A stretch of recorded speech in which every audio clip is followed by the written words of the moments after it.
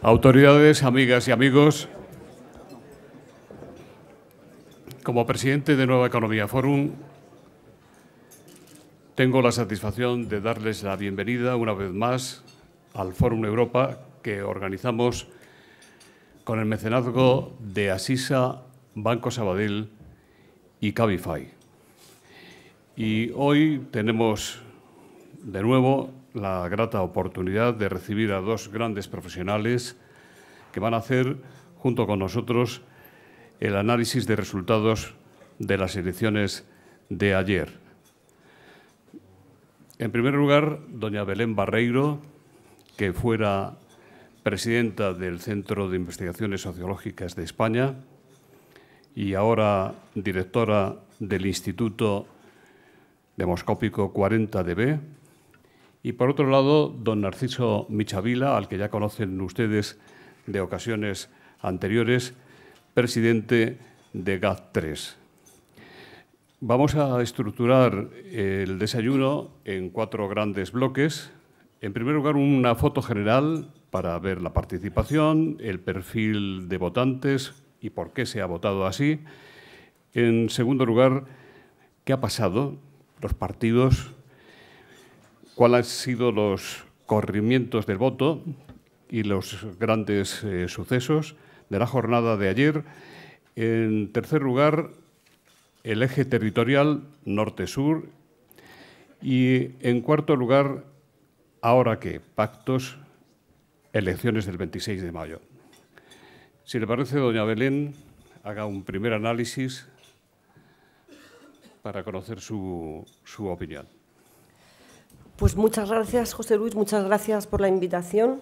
Espero que Narciso y yo nos quedemos dormidos mientras hablamos del agotamiento que llevamos por estos días. Bueno, quiero agradecer lo primero al país por habernos dado la oportunidad de trabajar con ellos. Lo estamos haciendo desde el mes de octubre y es un placer la colaboración, y es una colaboración en la que nos sentimos enormemente cómodos y bueno, y sin ellos pues obviamente no habríamos hecho la estimación que dimos el domingo pasado, el último día legal. Y quiero agradecer también al equipo de 40DB, especialmente al equipo electoral, que han estado ahí trabajando codo a codo. Hemos estado el jueves y Viernes Santo, una Semana Santa inolvidable, y que sin ellos, pues obviamente tampoco habría sido posible hacer este trabajo. Y me siento en la obligación, antes de entrar a hacer la valoración del análisis electoral y político, puesto que vamos a estar toda la hora hablando de análisis electoral y político, pero yo querría, porque al fin y al cabo es mi profesión, hacer una pequeña valoración técnica del trabajo que hacemos. Nosotros empezamos en el año 2012 a trabajar con encuestas online y fuimos el primer instituto en atrevernos a romper el tipo de metodología que se venía haciendo con encuestas presenciales y encuestas telefónicas. Y en estos años hemos aprendido a mejorar, a controlar mejor nuestros sesgos, porque sesgos tienen todas las encuestas, pero también es cierto que en estos años España ha cambiado mucho, se ha digitalizado mucho más y hoy en día la penetración de Internet es tan alta que realmente ya está al nivel de los teléfonos fijos, que por otro lado no se cogen en casa. Y, por tanto, estos cambios que ha tenido nuestra sociedad y nuestro propio conocimiento en el uso de encuestas online pues, nos ha llevado a hacer un buen trabajo. Creo que hemos sido un instituto que hemos hecho un buen trabajo en estos años. Casi siempre quedamos muy bien en el ranking y obviamente en las estimaciones electorales siempre hay un factor de suerte, pero cuando la trayectoria es en conjunto positiva, pues yo creo que hay que decirlo y hay que reconocerlo. Y en estas elecciones pues, nos ha ido particularmente bien. Estas han sido de las elecciones en las que, si vamos mirando los resultados por partido, y hasta da miedo del acierto, ¿no? Da miedo porque hemos quedado como primer instituto en votos, como segundo en escaños, pero realmente el acierto en votos no hay ningún partido que se quede ya no solo fuera del margen de error, sino que nos acercamos o nos desviamos por décimas en la mayor parte de los casos. Así que reitero mi felicitación al equipo de 40DB. Bien. Yo creo que lo fundamental de estas elecciones, hay muchas cosas muy importantes, pero como hay que empezar por una, como ha pedido José Luis, lo más destacable, y sin lo cual pues probablemente los resultados no habrían quedado exactamente como han quedado, es que se ha producido una participación alta, que está por cerrar, porque la participación no se cierra hasta el recuento de los votantes cera, y la última vez estos votantes bajaron la participación por término medio en 3 puntos. Por tanto, esta cifra que tenemos hoy del 75,8, que nos colocaría en una de las elecciones más participativas de la historia, habrá que ver cómo se produce ese ajuste final, habrá que ver cómo finalmente queda esa participación. En cualquier caso, es muy destacable la participación que se ha producido además de manera bastante uniforme, o más bien se ha producido en todos o prácticamente todos los territorios, o casi todos, y se ha producido con especial intensidad en los territorios nacionalistas como en País Vasco y Cataluña, y eso explica mucho del resultado y también parte de lo que vamos a ver hoy.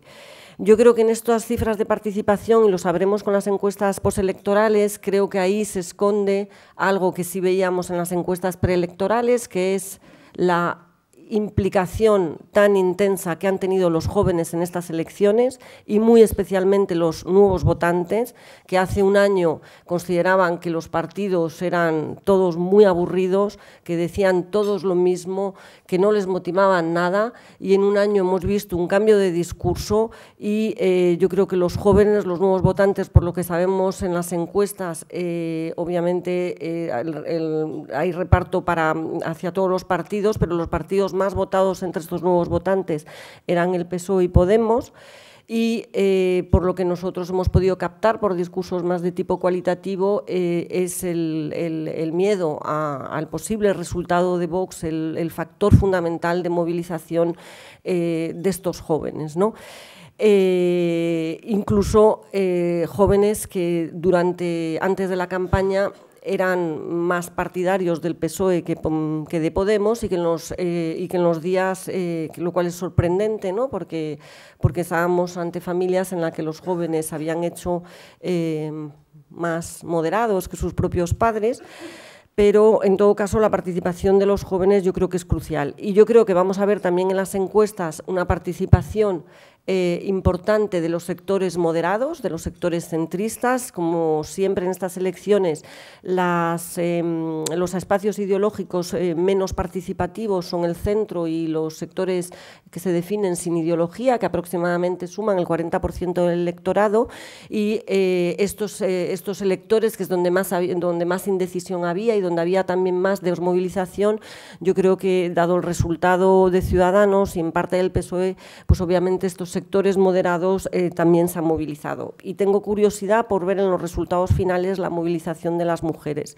Las mujeres también tendemos a decir menos que vamos a votar en las elecciones, pero es verdad que también tendemos a decir no saben, no contestan en un mayor número de asuntos, tendemos más a no definirnos o a definirnos más en el último momento. No me extrañaría que hubiese habido una participación diferencial mayor de las mujeres en estas elecciones. Y lo dejo aquí porque si no, no dejo hablar a nadie.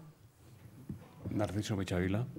José Luis, en primer lugar, muchas gracias, y también a quien sponsoriza por la oportunidad de venir, y además acompañado de Belén Barreiro, porque nos das bastante suerte, Belén. La última vez que estuvimos juntos fue después de las elecciones de Cataluña, analizando los resultados. Y además te felicito porque efectivamente, arriesgando con método online, habéis sido súper certeros una semana antes, a pesar de los cambios que fuimos detectando en el tracking nuestro, que es telefónico, fijo y móvil, durante la semana. También quiero agradecer de forma muy especial a todos los profesionales de la comunicación por el tratamiento que están haciendo últimamente de las encuestas y por ayudarnos a soportar las presiones que recibimos de partidos políticos, sobre todo los que empiezan nuevos, que les suele pasar, que piensan que cuanto más alto les den las encuestas, mejor les va a ir luego los resultados. Y como de esto algo ya sabemos, porque no son nuestras primeras elecciones, lo que hacemos es siempre pues, aguantar esa. Y una reflexión La democracia se extiende a lo largo del siglo XX gracias a los medios de comunicación. Sin medios de comunicación no habría democracia. Y también gracias a las encuestas. Sin encuestas electorales no habría democracia, porque son las encuestas la herramienta que nos permite que la voz de cada uno de los electores tenga la misma probabilidad de ser escuchada. Durante esta campaña electoral hemos vivido la paradoja del móvil, que digo yo. Gracias al móvil teníamos la capacidad de llegar a la mitad de la población que no tiene teléfono fijo. Gracias al móvil yo podía ver cómo iban entrando de 100 en 100 cada hora las entrevistas que desde el equipo desde el call center de GAT3 estábamos haciendo. Por cierto, decir, al final, en el caso de GAT3, por nuestra metodología, lo más importante no es ni el análisis ni el equipo joven que está allí sentado, que no llegan a 30 años de edad media, sino son sobre todo y fundamentalmente los entrevistadores y entrevistadoras. En homenaje a ellos me he puesto la corbata que me regalaron en mi último cumpleaños, porque es su trabajo el que demuestra una vez más que los votantes no mienten, que cuando una encuesta se desvía más de 2 puntos, el que falla no es el entrevistador. Y no es el votante. No existe el voto oculto, como hemos visto. No existe el votante mentiroso. Cuando una encuesta se desvía más de 2 puntos, el que manipula es el que hace la propia encuesta. Bueno, pues en esa paradoja era ir viendo cómo sistemáticamente, incluso profesionales de la información, que estaban confundiendo polideportivos o número de tweets con el voto final.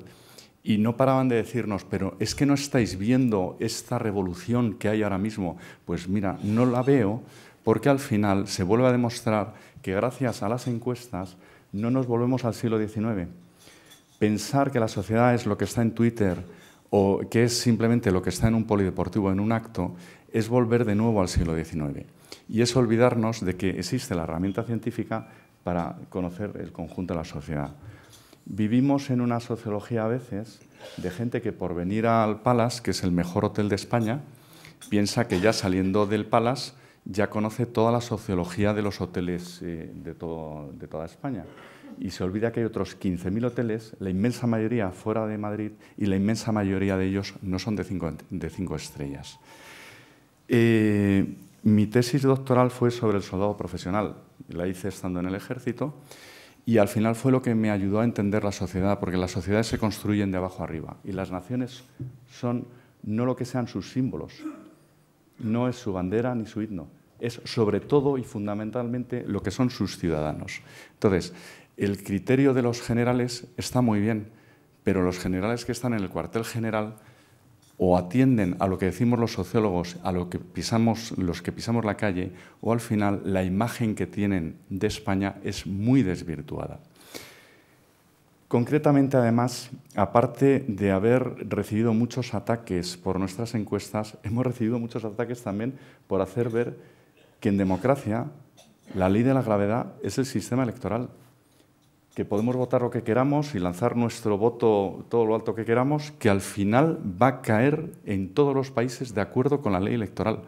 Y la ley electoral española castiga muchísimo la fragmentación y la división. De forma que Partido Popular, Ciudadanos y Vox tienen 400.000 votos menos que Partido Socialista y Unidos Podemos, y sin embargo están muy lejos de cualquier mayoría absoluta. Y era imposible precisamente por esa fragmentación.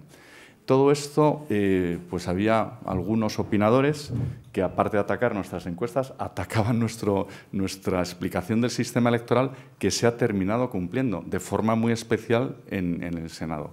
Y luego con paradojas como, por ejemplo, en Ceuta, que nos estaba saliendo. Han sido las elecciones más difíciles, con diferencia de todas las que hemos hecho. Tenemos la suerte de que esta tarde empezamos campo desde el call center de aquí de Madrid, en Panamá, y las elecciones del domingo que viene en Panamá son las más fáciles de todo el sistema electoral, porque circunscripción única y será presidente el que tenga un voto más. Por lo tanto, lo tendremos súper fácil. Aquí eran 52. Por primera vez tuvimos que ampliar muestra en Ceuta. Y nos salía el partido más votado, Vox. Al final, la fragmentación entre Vox y Partido Popular y Ciudadanos ha hecho que, paradójicamente, el debate de la inmigración haga que el partido más votado y, por lo tanto, el congresista que venga al Congreso representando a los ceutíes sea del Partido Socialista.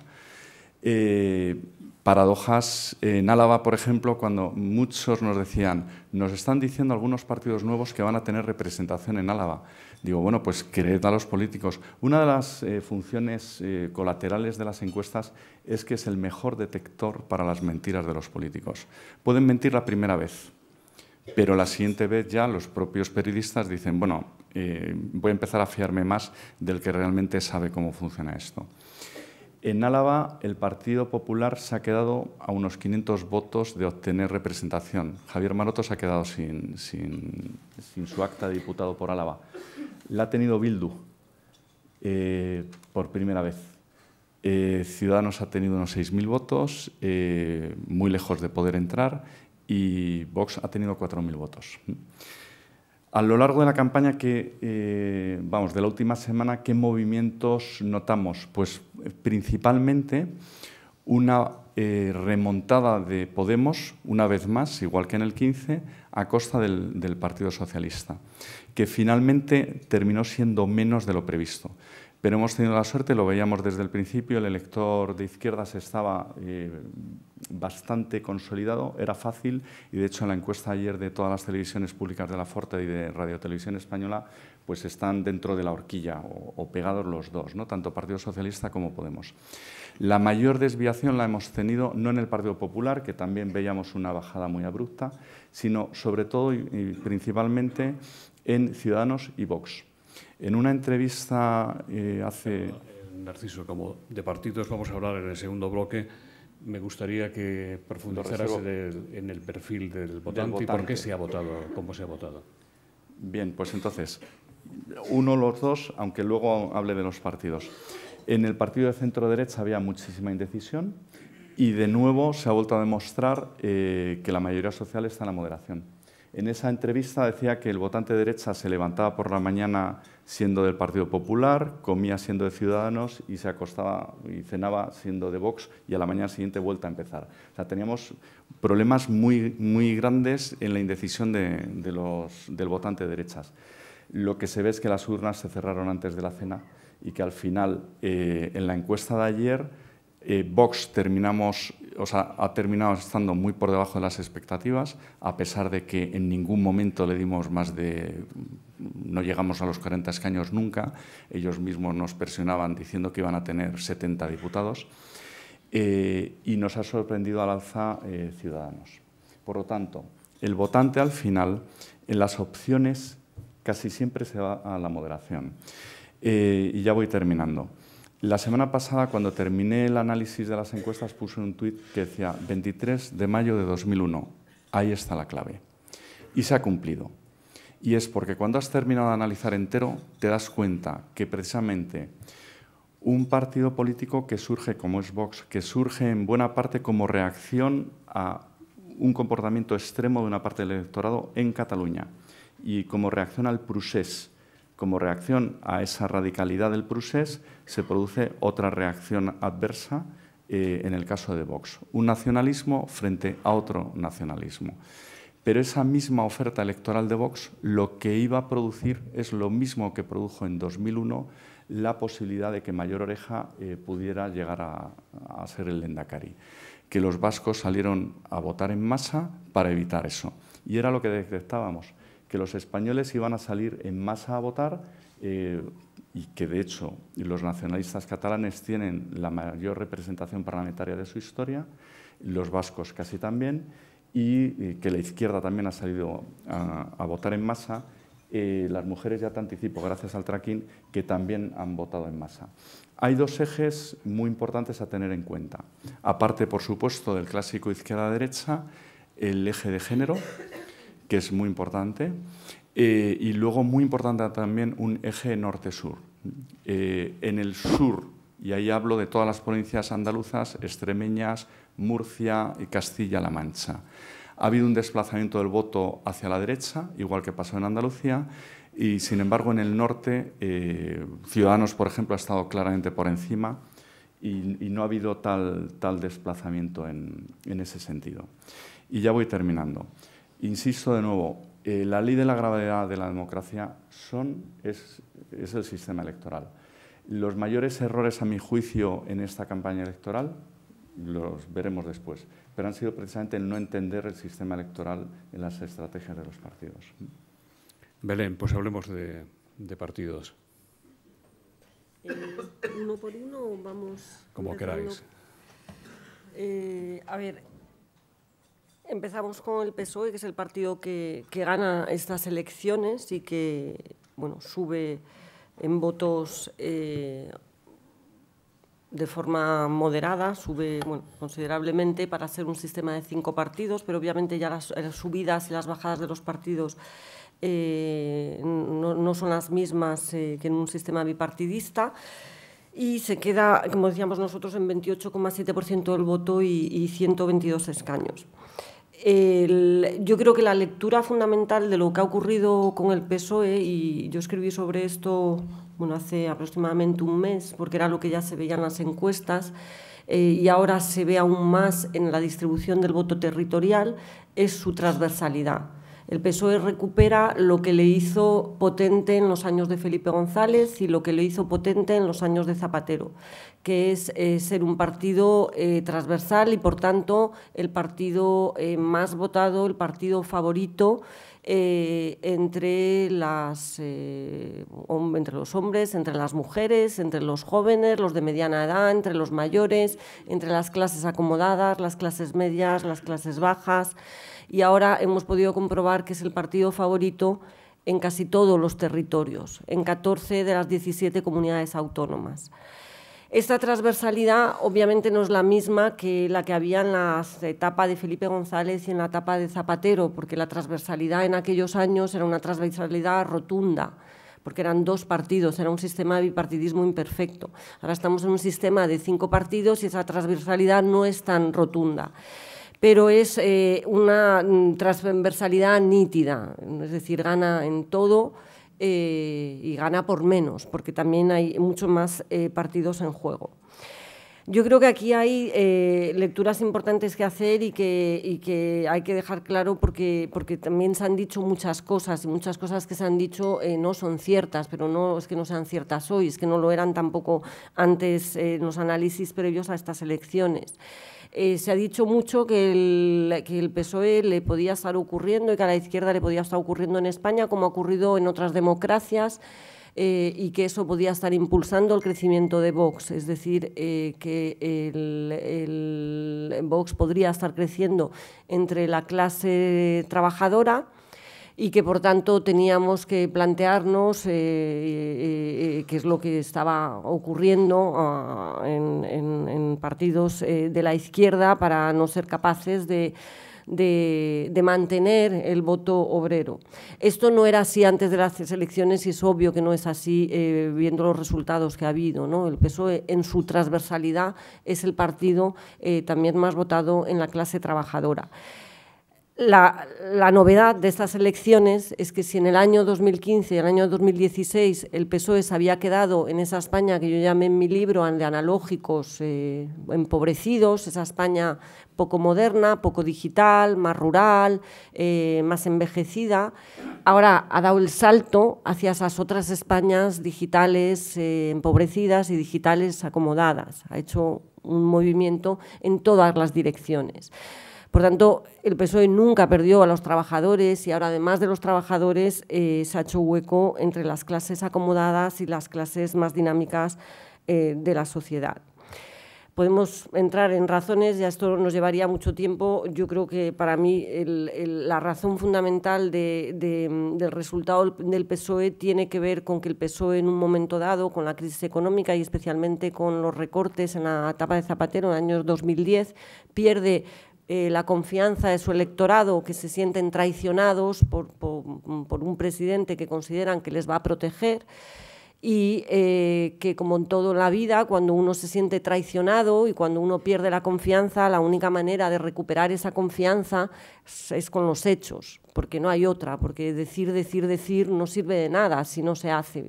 Y lo que ha tenido Pedro Sánchez a raíz de la moción de censura es precisamente la oportunidad de hacer. y haciendo en estos meses, yo creo que se ha reconciliado con su electorado, porque ha hecho, con todos los desaciertos que ha podido tener, ha hecho algunas cosas bien desde un punto de vista electoral, ha hecho bien esa reconciliación con el votante de izquierda que quería desigualdad y que quería combatir la desigualdad y combatir la pobreza, con la creación de ese alto comisionado que está haciendo una labor tan importante para este país, y ha hecho con la formación de un gobierno que yo creo que a casi nadie da miedo. No digo que sean todos los ministros gusten a todo el mundo, pero es obvio que la ministra de Economía, que es, como sabemos, una ministra que ha trabajado muchos años en la Unión Europea, pues es una persona seria y responsable y que podía haber sido una ministra de un gobierno de Albert Rivera, ¿no? En cuanto, no sé si sigo con el PP o nos vamos turnando para hacerlo más dinámico. Venga. Bien, pues entonces, como ya está analizado el Partido Socialista, que veíamos desde el principio el mayor cambio de voto cuando se convocan las elecciones era una subida al Partido Socialista, que mucha gente nos decía, pero ¿cómo es posible? Pero se acaba de bajar muchísimo en Andalucía. En Andalucía venía de un 35 y se fue a un 28. Aquí partía de un 22. No tenía nada que ver, ya terminan en un 28. Y esa recuperación del Partido Socialista era sobre todo por recuperación de más de 1 millón de votantes que tradicionalmente habían votado a Unidos Podemos y retornaban de nuevo al Partido Socialista, que sabíamos, y el propio Partido Socialista sabía, que hasta que no mejorara la economía era muy difícil que pudiera volver de nuevo al poder, ¿no? Que, por cierto, una de las ventajas de los institutos es que al final, aparte de con muchos medios de comunicación, trabajamos para todos los partidos políticos. En el caso de GAT3 en España, tenemos como clientes ahora mismo, en este momento, en estas elecciones, en las siguientes, candidatos de los 4 principales partidos, lo que te permite no solo tener que ser, o sea, te permite independencia y te permite además estar palpando siempre la visión tan plural que tenemos en España, de Podemos, de Ciudadanos, del Partido Popular y del Partido Socialista. Y a todos ellos también agradezco la confianza que depositan en GAT3. Podemos venía muy castigado por muchísimos motivos y, sin embargo, Pablo Iglesias consigue leer muy bien el estado de ánimo de su elector y sacarle partido a los 2 debates. Claramente ha sido el que ha conseguido sacar del hoyo a Podemos de dónde estaba y situarle en los 40 y tantos escaños que al final han tenido. Y una reflexión, porque yo creo que al final terminará pasando con Vox también, las instituciones al final moderan muchísimo porque obligan a tener presente todo el país, no solo tu propio electorado. Y del mismo modo que el Podemos de ahora no nos está hablando de la Constitución como un candado, ni bueno, con algunas propuestas de no pagar deudas criminales y este tipo de cosas, sino que realmente pues, se han convertido pues, en un agente de gestión principal y gobernando muchos ayuntamientos y no ha pasado absolutamente nada. Yo sostengo, y ya voy a Vox, que el Vox dentro de 4 años, si quiere mantener los registros que tiene ahora mismo, tendrá que moderar muchísimo su discurso. Porque al final una cosa es aparecer nuevo y otra cosa es estar ya sentado en el Congreso de los Diputados teniendo que pactar y pisando la realidad social. Ciudadanos.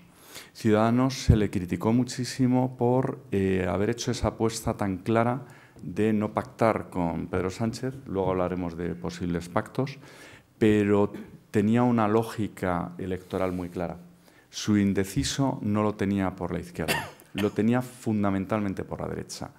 Esa estrategia era que le ha permitido que en el tramo final muchísimo indeciso, varón joven que estaba dudando entre Vox y Ciudadanos, al final se haya decantado por Albert Rivera y no por Santiago Abascal. Se ha visto beneficiado también por los debates suben la participación y el mayor riesgo que tenía Ciudadanos es que, como tiene un votante más moderado, si baja la participación es el que tiene más posibilidades de que se le quede gente en casa. Al irnos al 76% de participación, han conseguido que todos esos que en las encuestas nos decían Ciudadanos porque es el partido que menos les compromete, al final hayan acudido a votar también y de ahí esos buenos resultados. Partido Popular.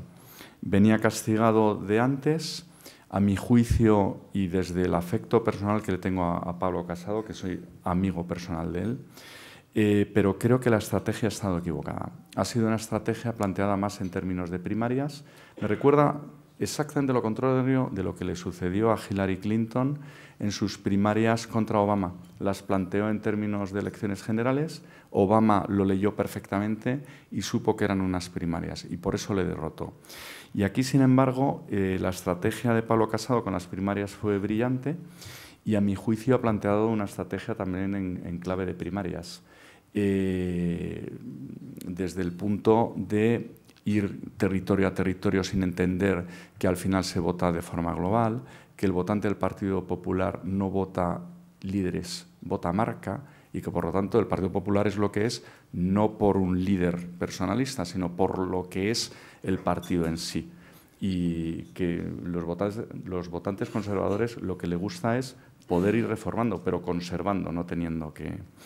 Y luego, fundamentalmente, a mi juicio, el estar más preocupado del flanco derecho, que al final es siempre minoritario, que del voto moderado, que es donde está y se ha vuelto a ver de nuevo la mayoría social.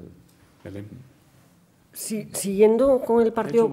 ¿Qué ha hecho mal el PP en las elecciones?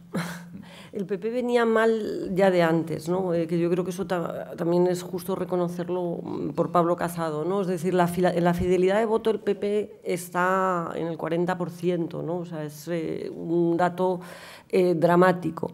Nosotros, en la estimación que hicimos el domingo, le dábamos al PP, fuimos los únicos que le dimos al PP por debajo del 18%. Y lo hicimos con miedo, porque cuando vas un poco contracorriente siempre lo haces con miedo, pero lo hicimos porque en los datos brutos, tanto del CIS como de nuestro instituto, nunca el PP había tenido un resultado tan bajo, en voto bruto, sin cocina, y tenía esa retención del 40%. Esta semana, porque nosotros también hemos hecho tracking hasta el sábado, esta semana el PP se ha recuperado. Eso significa que si el PP... el domingo nosotros le damos por debajo del 18% y ha sacado por debajo del 17%, esta semana ha recuperado, significa que el domingo, cuando hicimos esa estimación ya tan pesimista, pues el PP incluso estaba algo peor. Entonces, yo creo que en el PP es justo reconocer dos etapas. La etapa de Mariano Rajoy, que es una etapa en la que hay pérdidas de voto brutales por la corrupción, y por la recesión, y por lo que significa la corrupción en tiempos de recesión, lo que significa para el elector normal y corriente que está en su casa y que no entiende por qué lo pasa tan mal cuando otros lo han pasado tan bien. Y esta mezcla es letal, a veces no nos damos cuenta, pero corrupción y recesión es una mezcla explosiva. Cuando Casado hereda al Partido Popular, que hereda un Partido Popular enormemente tocado y lo hunde aún más. Y en esto comparto totalmente la visión que tiene Narciso, lo hunde aún más porque deciden, yo creo que de forma absolutamente equivocada, y lo escribí en un artículo el domingo para El País, deciden abandonar la estrategia tradicional del PP que les había permitido victorias electorales a Aznar muy contundentes y victorias electorales a Rajoy, que era la estrategia de la seguridad. Y es muy paradójico que el Partido Popular se haya presentado a estas elecciones con ese lema de valor seguro, cuando el Partido Popular, con Casado estos meses, lo que ha hecho precisamente es abandonar eso que significa el valor seguro. El valor seguro del Partido Popular significaba que frente, o en un país que es, lo queramos o no, de centro-izquierda, porque es así como salen las medias ideológicas, el PP tuvo la gran inteligencia de construir una estrategia que no apelaba a ese votante progresista, sino que frente a ese votante progresista o ese debate del estado de bienestar, la estrategia del PP consistía, aparte del uso recurrente de la cuestión territorial y en su momento del terrorismo de ETA, consistía en ofrecer a los electores un mensaje muy claro de nosotros somos los mejores gestores en economía y no digo que sea así o no, porque yo no soy economista, pero es verdad que el discurso se centraba en torno a esta seguridad económica. Nosotros gestionamos mejor la economía, nuestra política social consiste en crear empleo y, por tanto, con nosotros el elector está seguro. Nosotros formamos buenos equipos, nosotros tenemos quizás peores líderes, pero mejor banquillo. Somos capaces de tener muchos de segunda fila y de tercera fila que son muy buenos y, por tanto, nosotros nos competimos frente a ese Partido Socialista siendo una marca que da seguridad porque gestiona bien la economía y porque cuenta con buenos equipos. Y en estos meses a mí me ha sorprendido muchísimo que Casado haya tirado por la borda cualquier mención, salvo quizás estos últimos 3 días, ¿no?, sorprendentemente, cualquier mención a lo que significa el valor de la seguridad. Que hay muchos electores en España que obviamente lo que quieren es un gobierno que les dé estabilidad. Y un gobierno que les dé estabilidad no es un gobierno que emprende batallas ideológicas, no es un gobierno que genera divisiones ideológicas. Un partido que emprende el camino de la seguridad es un partido que a la gente le hace sentir tranquila. El PP, además, está en una situación especialmente dramática, ya le pasó en 2016, pero ahora se ve de forma más nítida, que no solo ha perdido mucho, sino que realmente en el único segmento social en el que se sostiene es entre los mayores de 65 años. No tiene futuro un partido que se sostiene en los mayores de 65 años, lo cual no significa que no tenga remedio, porque el PSOE en las anteriores elecciones era un partido también que se sostenía mucho más en los mayores de 65 y es muy sorprendente cómo en un año ha conseguido conquistar incluso a los nuevos votantes. Por tanto, no hay que pensar tampoco que el PP está condenado a la situación que tiene ahora. Lo mismo que el PSOE se ha vuelto a convertir en un partido transversal, yo sí que creo que el Partido Popular puede volverse a convertir en un partido transversal. La cuestión es que tiene que hacer un análisis serio de que sus pérdidas son masivas y que la estrategia elegida no es la estrategia que les ha hecho fuertes y que les ha hecho crecer y que además, desde mi punto de vista, y ya es una opinión personal, es la correcta para España, porque la seguridad y la estabilidad yo creo que es deseable para todos. Hago un repaso, y con esto termino, rápido los demás partidos. Sí. En el caso de Ciudadanos, es verdad que Ciudadanos es el partido que nos ha dado más quebraderos de cabeza, ¿no? Lo comentábamos Narciso y yo, porque Ciudadanos tenía muchos indecisos y además no bajaban, y hasta el último día, el sábado, cuando cerramos el tracking, seguía habiendo muchísimos indecisos, por tanto debieron decidir camino a la urna y obviamente pues decidieron por la moderación, como ha comentado Narciso. Esto introduce o lleva al Partido Popular a una situación aún más grave, porque hay comunidades autónomas, como Andalucía o como Aragón, en las que gana Ciudadanos al Partido Popular. Y esto es bastante insólito, o sea, esto ya le coloca en una situación todavía más complicada.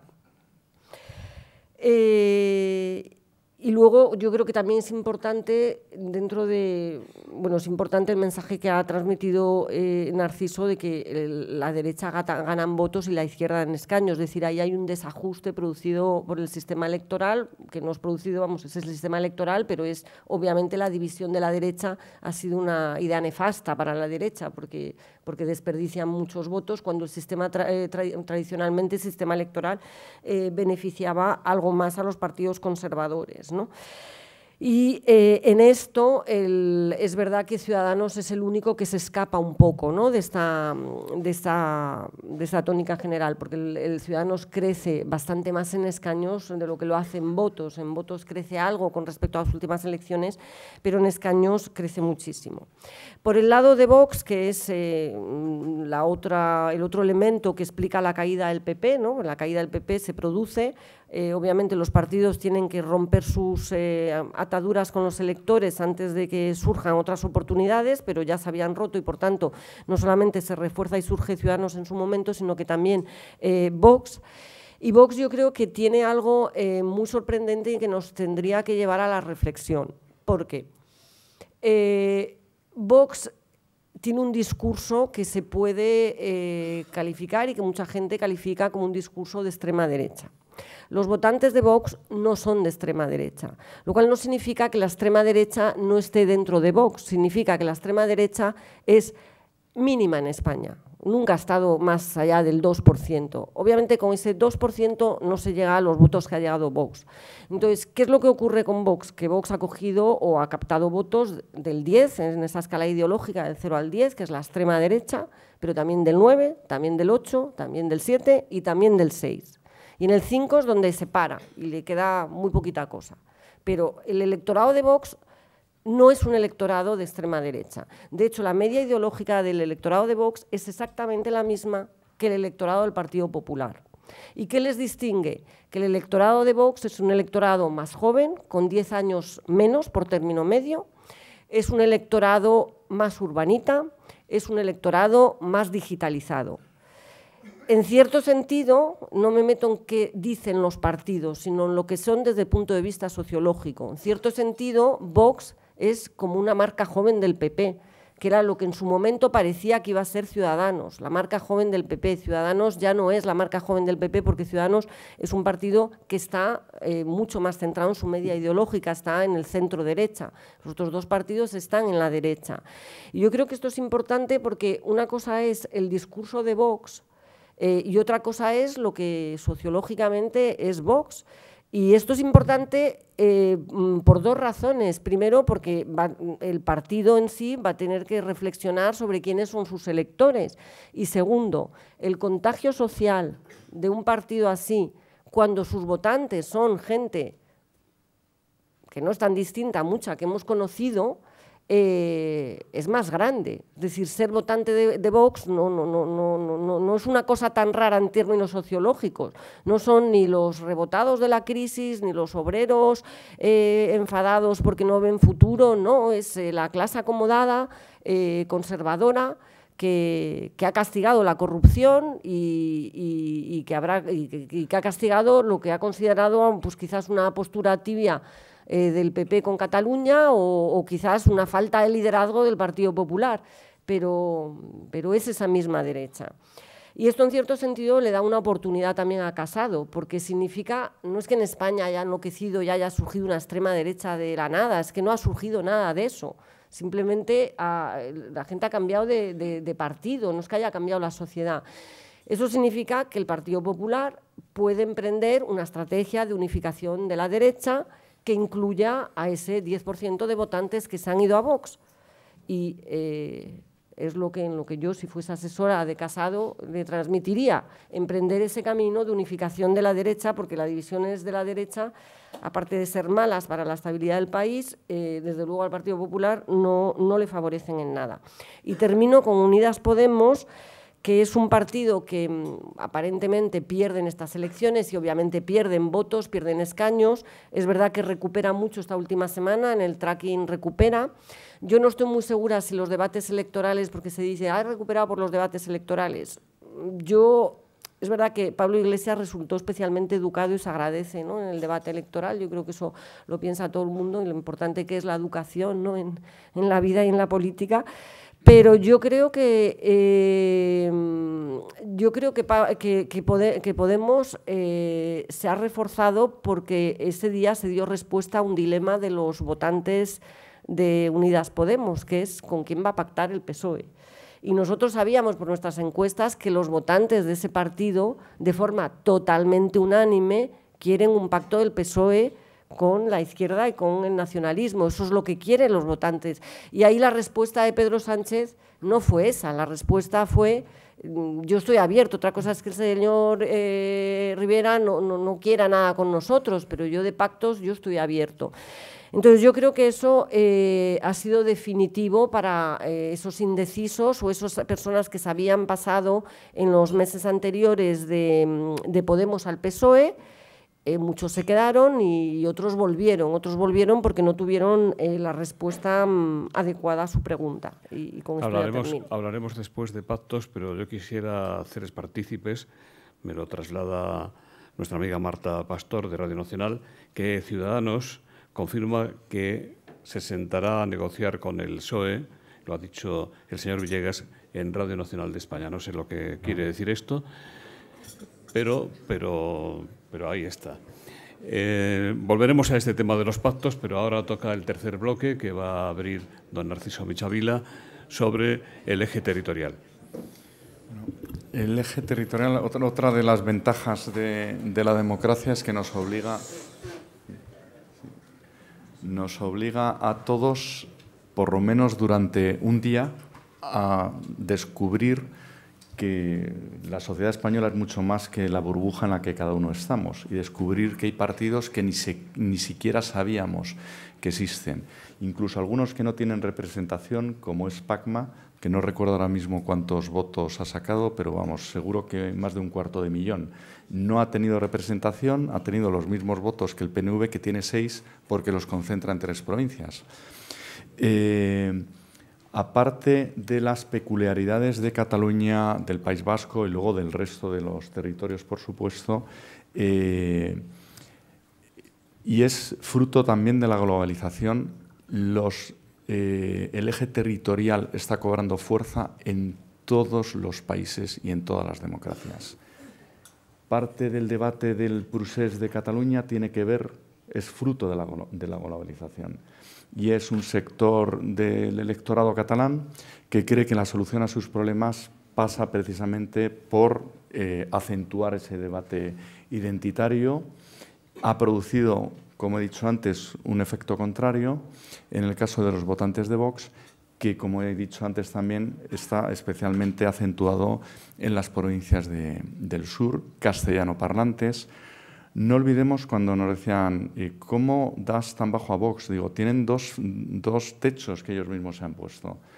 En la defensa de los agravios de un sector masculino contra algunas medidas extremas del feminismo, pues al final se quedan con un electorado que es un 70% masculino. Y por lo tanto se han puesto un freno en el elector femenino, que al final es la mitad del electorado.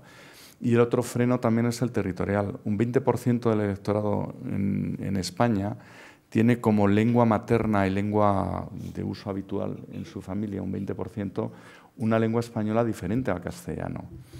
La visión de España de Vox es una visión muy castellana, y de ahí que tenga implantación. Al final, nosotros terminamos ayer dándole un escaño por A Coruña, no lo habíamos visto en ningún momento, y al final se quedó sin el escaño en Galicia. Vox ha obtenido en todos los territorios con identidad más propia. En Cataluña ha tenido en toda Cataluña solo un escaño por Barcelona, en Navarra ninguno, en el País Vasco ninguno, en Galicia ninguno. En Cantabria ya me meto en zona castellano parlante, pero por lo tanto, para entender ahora mismo el electorado y las diferencias, aparte de izquierda-derecha, el eje territorial y, ojo, el eje también campo-ciudad, que se está dando en todos los países. El Brexit fue en buena parte fruto de una reacción del campo frente a la ciudad. Y cuando analicemos ecológicamente todo el voto, veremos también las diferencias territoriales que está habiendo entre el centro, entre las ciudades más urbanitas y los territorios de la España que hemos llamado vaciada, pero que en realidad es la España real, porque es tan real como la que está dentro de la M30. Sí, yo coincido con el análisis de Narciso, y quizás añadiría la preocupación que yo creo que tenemos que tener, visto los datos de la ausencia en el País Vasco de partidos conservadores. Creo que eso es una muy mala noticia, porque es muy complicado tender puentes si en el País Vasco no están esos puentes, y yo creo que esto es algo que también tiene que llevarnos a la reflexión, sobre todo porque el País Vasco, en muchos aspectos, nosotros que trabajamos mucho en el País Vasco con la Universidad de Deusto y que conocemos bien cómo es la sociedad vasca por estos estudios y por otros que hacemos, realmente pues en fin, es una sociedad estable, próspera y no es buena noticia que los partidos conservadores no tengan representación ahí. Y en este mismo sentido creo que no es buena noticia los resultados de los partidos de centro-derecha y derecha en Cataluña, que logran entre todos 7 de los 48 escaños, que se quedan fuera en varias provincias y que no hace fácil esta etapa que tenemos que emprender ahora de tratar de solucionar algo que no está entre las preocupaciones fundamentales de los españoles, de hecho está muy abajo, pero que nos consume mucha energía política como país, porque nosotros en otros estudios que hacemos es que es realmente llamativo y en esta campaña a mí todavía me llamaba más la atención que si hacemos el ranking de los problemas de España para la gente, pues está las pensiones, esto por orden, por ranking, el paro, el cambio climático, que está muy arriba en las preocupaciones ciudadanas, la posibilidad de una nueva crisis económica, que está también muy arriba, esa desaceleración de la que se está hablando demasiado poco para lo que puede ser. Y en el último puesto del ranking está la ruptura de España. Y claro, una campaña tan centrada en esta España que se rompe, cuando esto no es lo que está en la preocupación de la mayor parte de los ciudadanos, pues yo creo que aquí hay que hacer una reflexión como país para dejar de perder energías en algo que tiene solución, porque tiene que tener solución política, del tipo que sea, pero y frente a cosas que no sé si tienen solución, pero que desde luego hay que invertir mucho más en que la tengan, como es el cambio climático, como es la desigualdad, la pobreza, que también está entre las principales prioridades. Por tanto, yo creo que la lectura de cómo han sido los resultados en País Vasco y Cataluña no es una buena noticia para nuestro país. Yo sé que ustedes prefieren hacer predicciones electorales que predicciones políticas, pero aquí hay mucha expectación sobre las dos cosas. Le diría que más de las segundas que de las primeras, porque ya se sabe de su buena técnica. Ahora que, señor Michavila, pactos, el efecto de arrastre que se puede llevar al 28 de mayo.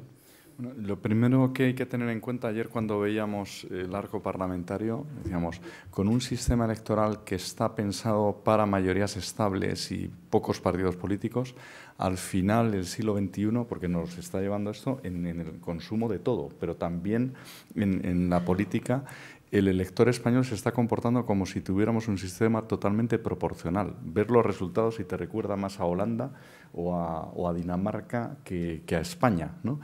Y por lo tanto, pues nuestros políticos van a tener que aprender a pactar más que nunca.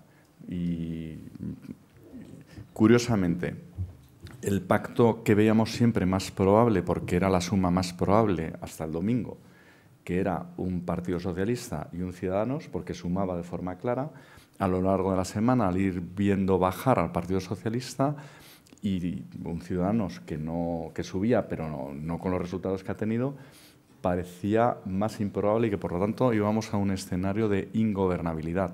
Sin embargo, ahora mismo realmente parece desde luego el más fácil. Ese es uno de ellos, es decir, un Partido Socialista con Ciudadanos, no sé si en coalición de gobierno o de qué forma.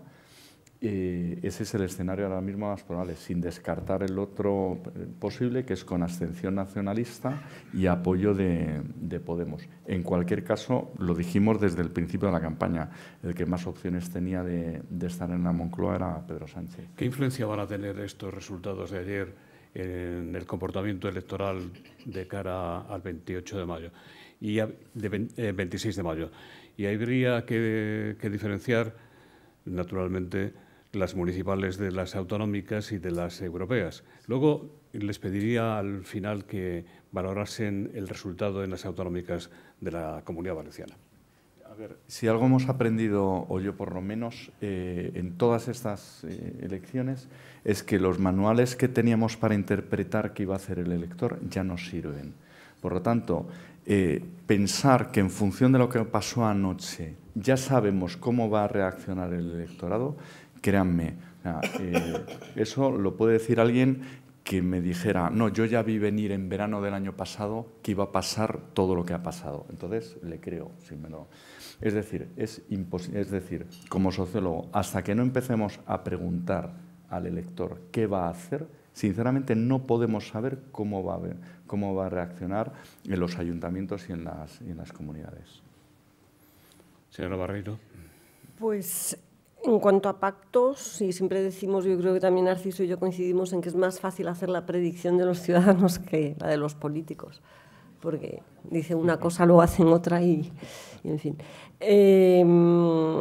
Salen, en nuestro estudio del domingo salía lo que sale ahora, que son los dos únicos escenarios posibles. Una posibilidad es la suma de PSOE y Ciudadanos, y la otra posibilidad la suma de PSOE, Unidas Podemos y nacionalistas, que era el mismo escenario que teníamos planteado. Yo creo que aquí una de las claves van a ser los dilemas electorales de los dos partidos que tienen dilemas electorales, porque Unidas Podemos no tiene dilema de ningún tipo porque la totalidad de su electorado quiere un pacto con el PSOE. O como la totalidad del electorado del PP quería un pacto con Ciudadanos y con Vox. O sea, eso no eran los dilemas. Los dilemas son el que tiene Ciudadanos, que tiene al electorado totalmente partido, entre una mitad que quería una coalición con el PSOE y otra mitad que quería una coalición con PP y Vox. Que además nosotros lo preguntábamos así, porque nosotros hicimos la pregunta no con lo que así en general uno quiere en la vida, sino de lo que realmente iba a ser posible, y según nuestra encuesta era posible, al final, ¿qué se elige?, ¿no? Y entonces eran esos escenarios, y el electorado de Ciudadanos está partido. Eso significa, y además no solamente se ve en esa pregunta, es decir, que hay casi un 20%, un 17% del electorado de Ciudadanos que se ha ido a Vox en estas elecciones, ¿no? Lo mismo que había otra parte que se iba al PSOE. Por tanto, Ciudadanos tiene ahí un dilema enorme, que es que tiene dos electorados en uno, y que probablemente, si se hace un análisis preciso, los que quieren un pacto con el PSOE son personas que tienen poco que ver con los que quieren un pacto con el PP y Ciudadanos, y tendrá que elegir, y en el camino va a perder, porque es muy difícil. O sea, en campaña se puede mantener a todo el mundo con la ambigüedad, pero cuando toca hacer, pues tendrá que elegir.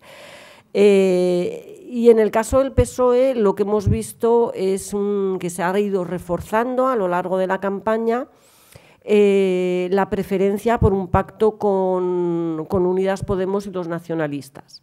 Pero hay un tercio del electorado socialista que preferiría un pacto con Ciudadanos. Entonces, el PSOE tiene un dilema menor, porque no es un 50 con un 50, es más un 60 y pico 30, pero tiene un dilema. Y bueno, y yo me imagino que cuando se está ante esos dilemas, lo importante es, como dicen bien los políticos, pero que yo creo que en este caso tienen toda la razón, sobre qué se pacta, ¿no? Porque más que las personas es qué se va a hacer, ¿no? ¿Qué se va a hacer con los retos que tiene nuestro país, ¿no? Y bueno, y a ver si lo hacen bien. Señor Luis Ávila, ustedes preguntan a los empresarios, preguntan al IBEX 35, ¿suponen algo de lo que piensan las instituciones europeas? No me han encargado todavía ninguna encuesta al IBEX 35. Sí que tenemos como clientes a muchas empresas del IBEX 35, pero no para preguntarles. Para eso no necesitan. Pero el pálpito sí lo tienen, ¿no?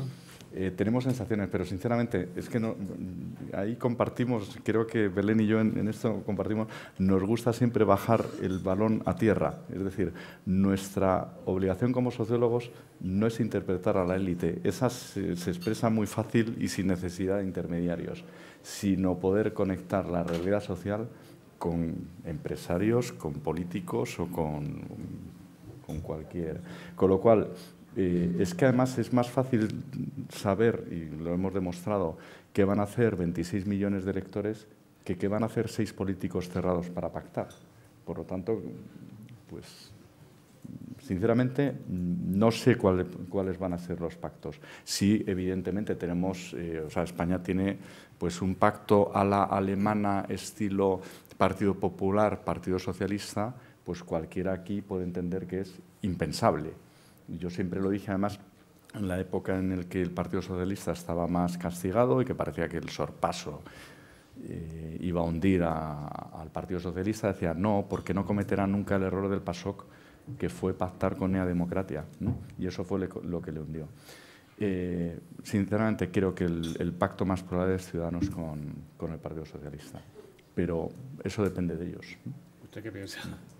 No, yo lo que vayan a hacer no. Yo he dicho las preferencias ciudadanas y que los partidos reflexionen sobre esas preferencias ciudadanas es que yo creo que está bastante claro. O sea, lo que pierde el PSOE haciendo una cosa u otra está bastante claro y lo que podría perder Ciudadanos también. A partir de ahí, a mí me gustan las personas coherentes. Y me gustan las personas coherentes y los políticos coherentes. Y creo que al electorado, en general, a los ciudadanos les gusta gente coherente. Pues no, ya no puedo decir más. Este ciclo sobre las elecciones del 28 de abril lo comenzamos con la presidenta del PSOE. Doña Cristina Narbona leyó una carta que esa misma noche anterior había dirigido al presidente de Ciudadanos para que decayera en su propósito de hacer un cinturón de protección, un cinturón sanitario, como le llaman. Yo le he recordado esta noche a doña Cristina lo de la carta, pero no me ha dicho nada. Bueno, elecciones en Valencia. Sí, elecciones en la Comunidad Valenciana se ha cumplido también lo que anticipaban las encuestas, es decir, que el Pacto del Botànic tenía grandes opciones de entrar, que Ximo Puig iba hacia arriba a costa de la bajada principalmente de Podemos. Hubo momentos que incluso en las encuestas estaba Podemos tan castigado que podía haberse quedado fuera de las Cortes valencianas. Pero el ir aliado con Izquierda Unida y luego la pequeña remontada es lo que les ha permitido estar en el 8%. Y Compromís, de nuevo, y luego ahí es curioso cómo ha habido de nuevo un voto dual, es decir, en la urna de las elecciones generales ha habido muchísimo votante que se ha ido allí a Podemos o al Partido Socialista y, sin embargo, luego Compromís ha ido muchísimo mejor en la urna autonómica, que además nuevamente fue de menos a más, como ya dimos en la última encuesta de las provincias. Ahí yo creo que, vamos, la reedición del Pacto del Botànic está asegurado. Por favor. Sí, yo pues, coincido con lo que ha dicho Narciso. Es verdad que también para las encuestas otra buena noticia, porque también lo hemos hecho muy bien en el caso de Valencia y en ese sentido no ha habido sorpresas de nada en lo que ha ocurrido en Valencia. Yo creo que es una buena noticia, yo creo que ha sido una buena idea, que fue una buena idea para el Partido Socialista hacer coincidir las elecciones con las generales, ¿no? Yo creo que esto era el dilema que a lo mejor podían tener desde la Comunidad Valenciana y obviamente parece que ha sido un acierto, ¿no? Y bueno, y ya como anécdota, antes comentaba Narciso lo de la presión de los políticos. Yo la verdad es que esa presión me la quité con mi salida del CIS, porque desde entonces tengo una relación excelente y cuando alguna vez me llama algún político siempre es para pedirme información, pero nunca me presionan en nada y yo creo que ya nunca ya nadie se atreve a llamarme para tener una conversación molesta, ¿no? Y bueno, y de las personas que me llamo, que no suelo revelar este tipo de información, pero me parece gracioso y no creo que le importe nada, cuando nosotros publicamos la encuesta del País sobre Valencia, me llamó al día siguiente Ximo Puig para decirme que a mí me sorprendió porque los políticos siempre les parece poco. Ya digo que a mí nunca me comentan tal porque me tienen un poco de miedo con mis reacciones, pero me hizo gracia porque él me dijo ojalá se cumpla lo que decís, porque estoy muerto de miedo, y me llamó la atención porque es raro que un político se ponga en voy a sacar peor resultado que lo que me estáis diciendo, cuando lo normal es lo contrario, ¿no? Y yo creo que eso refleja bien, pues al final lo que ha ocurrido, ¿no? Que es bueno, pues este acierto del clima, pero también el miedo y que han vivido, pues bueno, muchos partidos y también muchas personas que les atemorizaba la entrada de un quinto partido con bastante intenso, ¿no?, en la política española. No tenemos mucho tiempo para preguntas, pero les voy a hacer algunas. El presidente del Colegio de Politólogos y Sociólogos de Madrid, el señor Navarrete, le pregunta si creen que en las próximas elecciones se votarán líderes más que marca y en qué medida. Y Fernando Jáuregui dice, quisiera tener una proyección de futuro sobre Madrid, Barcelona y las comunidades socialistas, Castilla-La Mancha y Extremadura, y les pregunta si gana un pacto PSOE-Podemos poder territorial en autonomías y ayuntamientos. A líderes partidos, precisamente el que haya tanta marca política ahora mismo hace que la imagen del líder tenga menos peso, porque el elector ya, tradicionalmente había en todas las ciudades solo pues, 2 tiendas principales y entonces depende quién te atendiera, qué tendero, pues ibas a una u otra. Ahora tienes ya tal oferta que al final lo de menos es quién te atienda. Por lo tanto, cada vez cuenta mucho más, y además no solo en España, en todos los países, cuenta mucho más la marca y además se está homogenizando en ese sentido el voto muchísimo más de forma global. No hay más que ver una Liga Norte que deja de ser Liga Norte y empieza a ganar elecciones también en el sur, ¿no? Y la otra era, sí, pues respondo, Fernando, que no sé dónde está Fernando Jáuregui. Pues por aquí, la ventaja que tenemos es que no tenemos la respuesta a la pregunta de qué va a pasar el 28, pero vamos a ser los primeros que lo tengamos, porque de hecho parte de lo que nos ha sucedido es que teníamos perfectamente planificado todos los estudios de mercado, de consumo, etcétera, y integrados para todos los medios, partidos políticos y tal, elecciones en municipios y autonómicas, que son más complicadas que las nacionales. Y claro, al convocarse elecciones generales, todos los medios y todos los clientes políticos nos dijeron vamos a esperar porque en función de lo que pase el 28A va a cambiar entero. Por lo tanto, no hay respuesta ahora mismo sobre lo que va a pasar, o yo por lo menos no la tengo. Ahora, eso sí, en muy breve sabremos lo que va a pasar en Barcelona, lo que va a pasar en Madrid, en la Comunidad de Madrid. Nos hemos quitado el examen de la Comunidad Valenciana, en Extremadura, etcétera, etcétera. Sí, yo comparto con Narciso que estamos más en un tiempo de marcas y de hecho es muy sorprendente y yo creo que esto merecería un estudio específico, la campaña de Vox, ¿no?, con un líder que no ha pesado frente a la marca, ¿no? Vox ha sido un movimiento, pero es un líder que no se le conoce, ¿no? Yo, quitando la entrevista que le hizo Bertín en ese programa que tiene y alguna cosilla más, yo creo que sabemos muy poco, ¿no?, de él, ¿no? Y yo creo que eso es curioso, cómo se puede montar una campaña en base a marcas, en base a un sentimiento compartido, pero con poco liderazgo.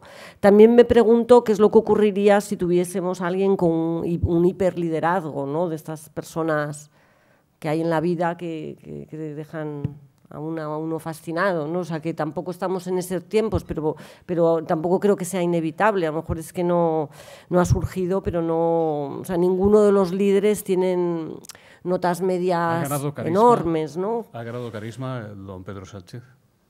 Sí, yo creo que eso es obvio, ¿no? Que además el ser presidente es una experiencia intensa, yo creo que eso es indudable, ¿no? Que ha ganado muchísimo carisma. Pero si vamos a las valoraciones medias, no estamos en un tiempo donde ninguno saque demasiadas buenas notas, pero eso no significa que no exista esa persona en algún momento en el futuro, ¿no? Que quizás... No estoy tan segura si esto es inevitable, ¿no?, en el futuro, pero bueno...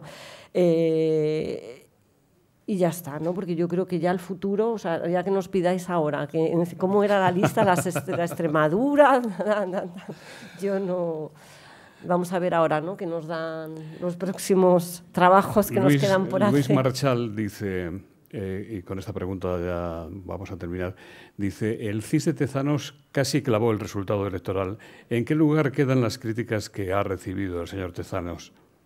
Bueno, y le preguntan también si es acertado el método de Tezanos. A ver, el método, vamos a ver, cuando el CIS publica la última preelectoral, lo pongo en mi cuenta de Twitter y digo, hombre, bienvenido que por primera vez y después de meses intentando engañarnos, por fin nos das la razón. Porque durante 6 meses lo que nos estuvo diciendo es que lo propio era no hacer cocina, no hacer inferencia y dar el voto bruto. Lo tengo en la cuenta de Twitter, ¿eh? Y entonces dije, por primera vez el señor Tezanos en una década se va a desviar menos de 8 puntos en su propio partido. Incluso creo que se va a quedar corto. Es verdad que no, pero con su método Tezanos le habría dado al Partido Socialista 36%. Gracias a aplicar los métodos de inferencia estadística, que la Casa los hace muy bien y tal, pues el resultado ha sido bastante ajustado, como por otro lado iba diciendo en toda la cuenta de Twitter. Lo único que espero es que quien presida el CIS, que no sé si sería siendo él o quien sea, que nos respete a todos los profesionales, como nos respetamos entre nosotros, que respete a los trabajadores de esa casa y que respete la ciencia. Que no nos intente colocar como encuestas con dinero público lo que no ha sido. Doña Belén, usted fue presidenta del CIS.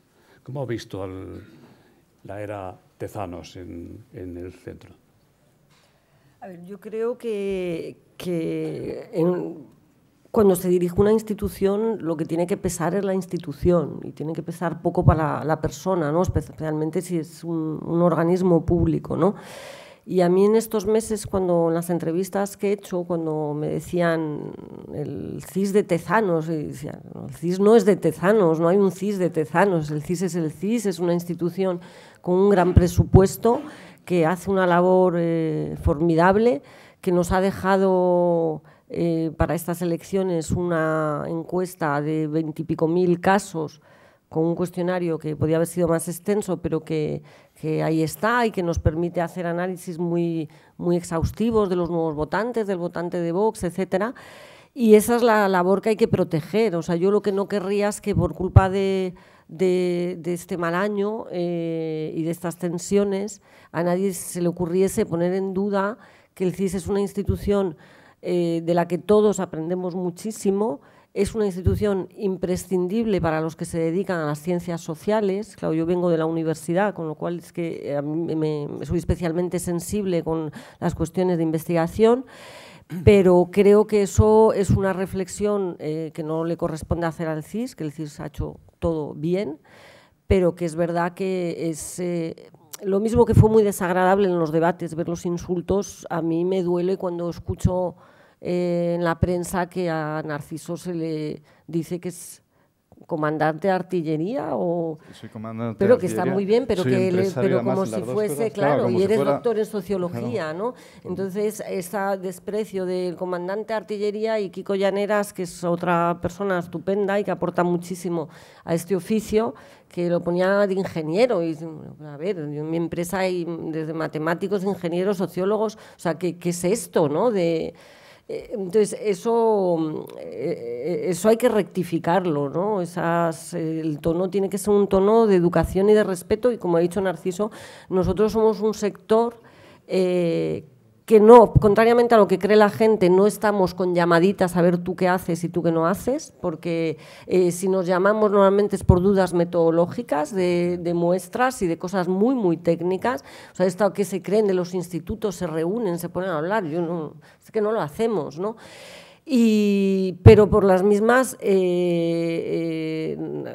cuando respetas a un colega, no te gusta que se digan cosas que no están bien, ¿no? Yo ahí agradezco muchísimo también a todos los profesionales de la investigación que en este debate, que era político, hecho por un político, hayamos conseguido todos mantenernos en ese debate del señor Tezanos dentro de lo metodológico. Porque para nosotros no es un problema de partidos, ni de colores, porque trabajamos con todas las empresas y con todos los partidos. Era un problema metodológico y hemos conseguido mantener el debate siempre dentro del perímetro de lo metodológico, sin entrar en los insultos personales. Habrán visto ustedes en esta carta de programación, le llamamos marcapáginas, para que la gente se lo lleve y lo ponga en las novelas que está leyendo o en otras cosas, pues ya verán que esto es un no parar y que tenemos por delante una programación muy intensa hasta el 26 de mayo. Muchas gracias. En nombre de las entidades que hacen posible con su mecenazgo este Fórum Europa, de Asisa, representada hoy por el doctor José Abad, de Cabify, representada por don Mariano Silveira, es don Carlos Moyano, del Sabadell, quien va a despedir el acto.